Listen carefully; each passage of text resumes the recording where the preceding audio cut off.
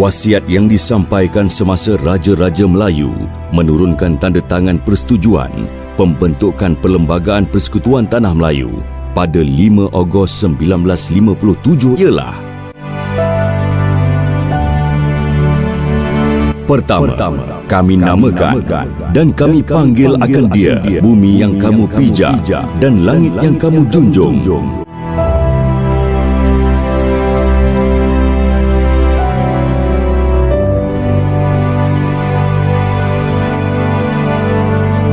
Persekutuan Tanah Melayu.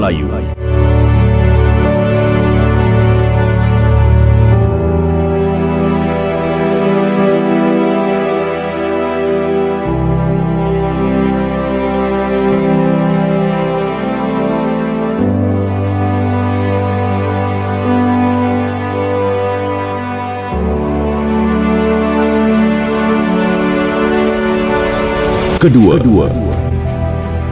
kami isytiharkan dan kami simpan untuk kamu dan kami benarkan kamu isytihar dan simpan untuk anak cucu kamu selain Gunung Ganang, Tasik dan hutan simpan, tanah simpanan Melayu sehingga nisbah 50%.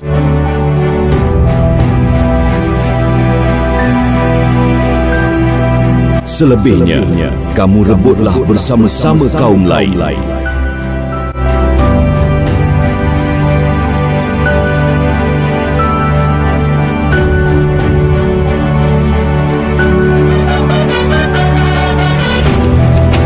Ketiga, bagi menjaga kamu dan bagi melindungi anak cucu kami serta harta milik kamu, kami tubuhkan Regimen Askar Melayu Diraja selain untuk membantras kekacauan dalam negara dan ancaman dari luar negara.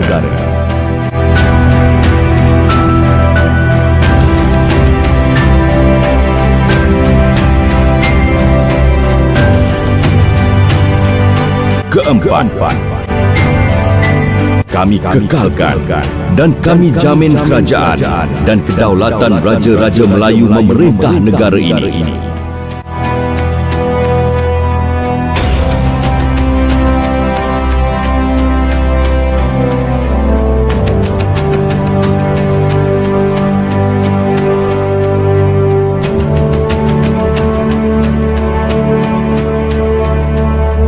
Kelima,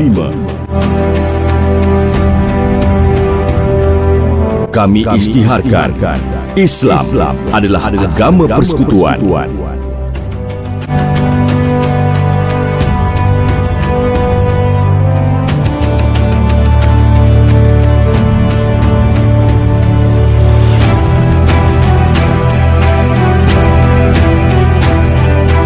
Keenam,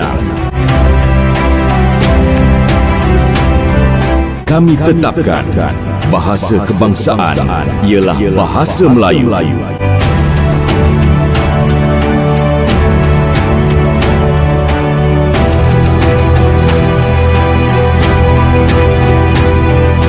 Dan ketujuh,